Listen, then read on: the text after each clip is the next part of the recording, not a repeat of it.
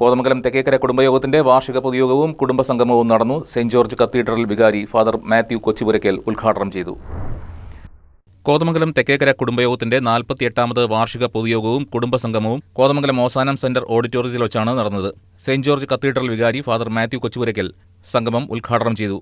കുടുംബാംഗങ്ങളുടെ കലാമത്സരങ്ങളും പൊതുസമ്മേളനവും ഇതിനോടനുബന്ധിച്ച് നടന്നു. 80 വയസ്സ് കഴിഞ്ഞ കുടുംബാംഗങ്ങളെ ചടങ്ങിൽ ആദരിച്ചു. SSLC, +2 എന്നിവയിൽ മുഴുവൻ വിഷയങ്ങൾക്കും A+ നേടിയ കുടുംബാംഗങ്ങളായ കുട്ടികൾക്ക് ക്യാഷ് അവാർഡ് നൽകി അനുമോദിച്ചു. ഈ വർഷം വിവാഹിതരായ നവദമ്പതിമാരെയും ആദ്യ കുർബാന സ്വീകരിച്ച കുട്ടികളെയും ഉപഹാരങ്ങൾ നൽകി അനുമോദിച്ചു. കുടുംബയോഗം പ്രസിഡന്റ് ജോമി തെക്കേക്കര യോഗത്തിൽ അധ്യക്ഷത വഹിച്ചു. രക്ഷാധികാരികളായ father Mathew Thekkekara മുഖ്യപ്രഭാഷണവും father George Thekkekara ആദരിക്കൽ ചടങ്ങ് നടത്തി.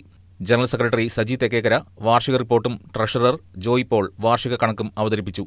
ജില്ലാ പഞ്ചായത്ത് തെരഞ്ഞെടുപ്പിൽ തിളക്കമാർന്ന വിജയം നേടിയ ജോമി തെക്കേക്കരയെ യോഗത്തിൽ ആദരിച്ചു.